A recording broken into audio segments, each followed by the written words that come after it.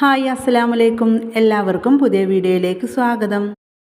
ഇന്ന് നമ്മൾ വന്നിരിക്കുന്നത് കടകളിൽ നിന്നൊക്കെ വാങ്ങുന്ന ഫ്രൂട്ടി വീട്ടിൽ നമുക്ക് വളരെ ഈസി ആയിട്ട് അതുപോലെ തന്നെ കടയിൽ നിന്നും വാങ്ങുന്ന അതേ രുചിയിൽ തയ്യാറാക്കുന്ന വീഡിയോ ആയിട്ടാണ്.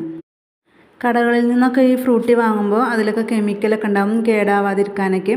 പക്ഷെ നമ്മൾ വീട്ടിൽ തയ്യാറാക്കുമ്പോൾ അതേ ഒരു രുചിയിൽ ഒരു കെമിക്കലും ചേർക്കാതെ നമ്മുടെ കുട്ടികൾക്ക് കൊടുക്കാൻ പറ്റും. ധൈര്യമായിട്ട് തന്നെ അവർക്ക് കൊടുക്കാം. ഇത് നമുക്ക് കടയിൽ നിന്ന് വാങ്ങുമ്പോൾ ഇതിൻ്റെ കുറഞ്ഞ അളവിൽ നമുക്ക് കുറച്ച് പൈസ കൊടുത്താൽ തന്നെ കിട്ടും. 10 രൂപയൊക്കെ കൊടുത്താൽ ഇതിൻ്റെ ചെറിയൊരു ബോട്ടിലൊക്കെ കിട്ടും. അപ്പോൾ നമ്മുടെ നാട്ടിലൊക്കെ മാങ്ങ സീസൺ ആയതുകൊണ്ട് തന്നെ വളരെ പെട്ടെന്ന് നമുക്ക് തയ്യാറാക്കാൻ പറ്റും. നമ്മൾ വീട്ടിലുള്ള മാങ്ങ വെച്ചിട്ട് തന്നെ തയ്യാറാക്കാം. അപ്പോൾ ഇതെങ്ങനെ തയ്യാറാക്കാൻ നോക്കാം. അതിനു മുന്നേ നമ്മുടെ ചാനൽ സബ്സ്ക്രൈബ് ചെയ്യാതെയാണ് നിങ്ങൾ വീഡിയോ കാണുന്നതെങ്കിൽ പ്ലീസ് ഒന്ന് സബ്സ്ക്രൈബ് ചെയ്ത് സപ്പോർട്ട് ചെയ്യാം. അപ്പോൾ വീഡിയോയിലേക്ക് പോകാം. അപ്പോൾ ഫ്രൂട്ടി തയ്യാറാക്കാൻ നല്ല പഴുത്ത മാങ്ങ ഞാൻ 3 എണ്ണം ഇവിടെ എടുത്തിട്ടുണ്ട്. നല്ല പഴുത്തതാണ്, അതുപോലെ തന്നെ നല്ല മധുരമുണ്ട്. നമ്മൾ മധുരമുള്ള മാങ്ങ എടുക്കാൻ വേണ്ടിയിട്ട് ശ്രദ്ധിക്കുക. ഇനി ഇതിൻ്റെ തൊലിയൊക്കെ കളഞ്ഞിട്ട് ചെറുതായി മുറിച്ചെടുത്തിട്ട് വരാം.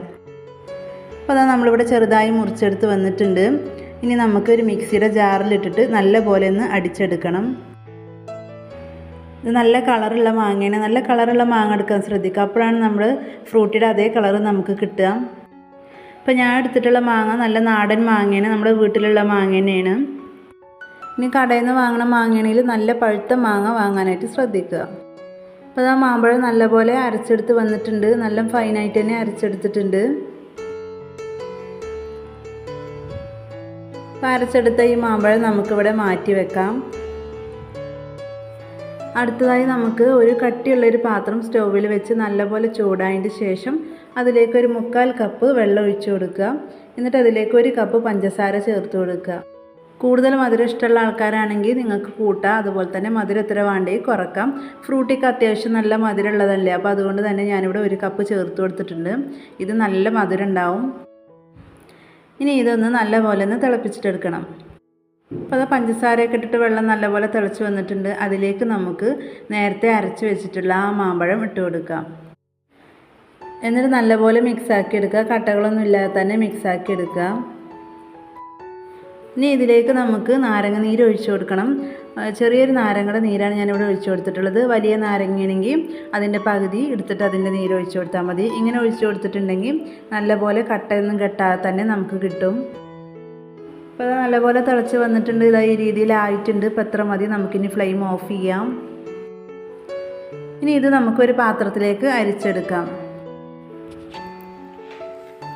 അപ്പോൾ അതാ ഞാനിവിടെ അരിച്ചെടുത്തിട്ടുണ്ട്. അപ്പോൾ അത് അത്യാവശ്യം കട്ടിയിലാണ് ഇരിക്കുന്നത്. ഇനി ഇതിലേക്ക് നമുക്ക് വെള്ളം ചേർത്ത് കൊടുക്കണം. അപ്പോൾ ഇതിലേക്ക് വെള്ളം ചേർത്ത് കൊടുക്കുന്നത് നമ്മുടെ ഇഷ്ടത്തിനനുസരിച്ച് ചേർത്ത് കൊടുക്കുക. നല്ല തിക്കിൽ കുടിക്കണമെങ്കിൽ അതിനനുസരിച്ച് ചേർത്ത് കൊടുക്കുക. ഫ്രൂട്ടിയൊക്കെ കുറച്ച് ലൂസായിട്ട് തന്നെയാണല്ലോ ഉണ്ടാവാറ്. പിന്നെ ഇതിലേക്ക് ചേർത്ത് കൊടുക്കുമ്പോൾ നല്ല തണുത്ത വെള്ളം ചേർത്ത് കൊടുക്കുക. അപ്പോൾ ഞാനിവിടെ ചേർത്ത് കൊടുത്തിട്ടുള്ളത് 1 കപ്പ് വെള്ളമാണ്. അപ്പോൾ നമുക്ക് കറക്റ്റ് ഫ്രൂട്ടിയുടെ ആ ഒരു രീതിയിൽ കിട്ടിയിട്ടുണ്ട് കേട്ടോ. അതേ കൺസിസ്റ്റൻസിയിൽ തന്നെ നമുക്ക് കിട്ടിയിട്ടുണ്ട്. അപ്പോൾ നമ്മുടെ ഫ്രൂട്ടി ഇവിടെ റെഡി ആയിട്ടുണ്ട്. ഇനി നമുക്ക് ഫ്രൂട്ടി കടകളിൽ നിന്നും വാങ്ങിക്കേണ്ട ആവശ്യമില്ല. നമുക്ക് വീട്ടിൽ തന്നെ മായം ചേർക്കാത്ത ഫ്രൂട്ടി ഉണ്ടാക്കിയെടുക്കാം. അതുപോലെ തന്നെ ഇത് നമുക്ക് 15 ദിവസം വരെ ഫ്രിഡ്ജിൽ സൂക്ഷിക്കാവുന്നതാണ്. നിങ്ങളുടെ കയ്യിൽ മാമ്പഴം ഉണ്ടെങ്കിൽ തീർച്ചയായും ഒന്ന് ട്രൈ ചെയ്ത് നോക്കുക. ഇനി കടകളിൽ നിന്നൊന്നും ഫ്രൂട്ടി പൈസ കൊടുത്ത് വാങ്ങേണ്ട ആവശ്യമില്ല. ഒരു പ്രാവശ്യമെങ്കിലും നിങ്ങളിത് ട്രൈ ചെയ്ത് നോക്കുക. എല്ലാവർക്കും ഇഷ്ടപ്പെടും. അപ്പോൾ വീഡിയോ ഇഷ്ടപ്പെട്ടാൽ ലൈക്ക് ചെയ്യുക, ഷെയർ ചെയ്യുക, കമൻറ്റ് ചെയ്യുക.